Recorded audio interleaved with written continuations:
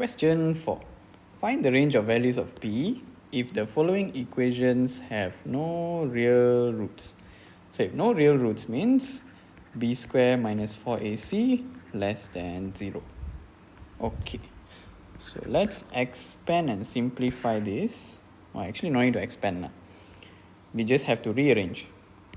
1 minus p x square, 2x we bring over there becomes minus 2x plus 5 equals to 0. So this will be our A, 1 minus p. This will be our B, negative 2. And this will be our C. Okay, so A is always the coefficient of x square. B is always the coefficient of x. And C is always the constant, where there is no x next to it. Okay, now we can use this formula to solve the question. Right, so b square minus 4ac must be less than 0. Negative 2 square 4ac less than 0. Negative 2 square is 4. Then this one we expand here first. So negative 4 times 5 is negative 20 times 1 will be negative 20. 4 times 5 is 20 times p will be positive 20p less than 0. Okay, so it's basically negative 4 times 5 times negative p. Okay, then we just have to rearrange it to make p the subject. So 20p, this will be negative 16. I just write here less than 0. So 20p less than 16. Therefore p is less than 16 over 20.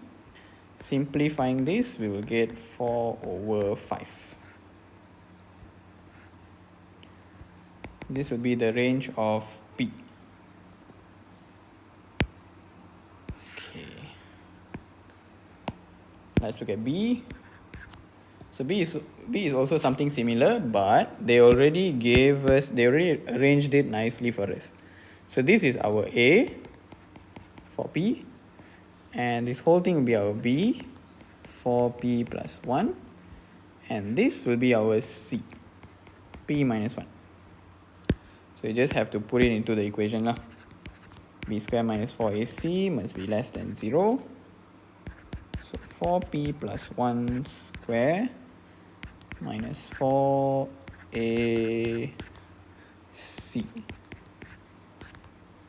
less than 0.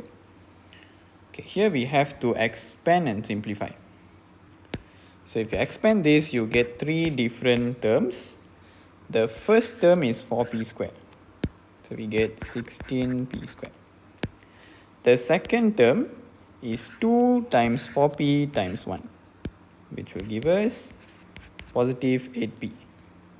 And the last term will be 1 squared. So it's just 1 lah. And then here we have to expand it. We times this with this, we get negative 16p. Times that with p, we get negative 16p squared. Negative 16p times negative 1 is positive 16p. So 16p square minus 16p square gives us 0. 8p plus 16p is 24p plus 1 less than 0. Then we make p the subject. So 24p less than negative 1, p is less than negative 1 over 24.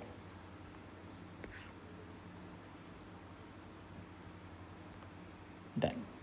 This will be our final answer.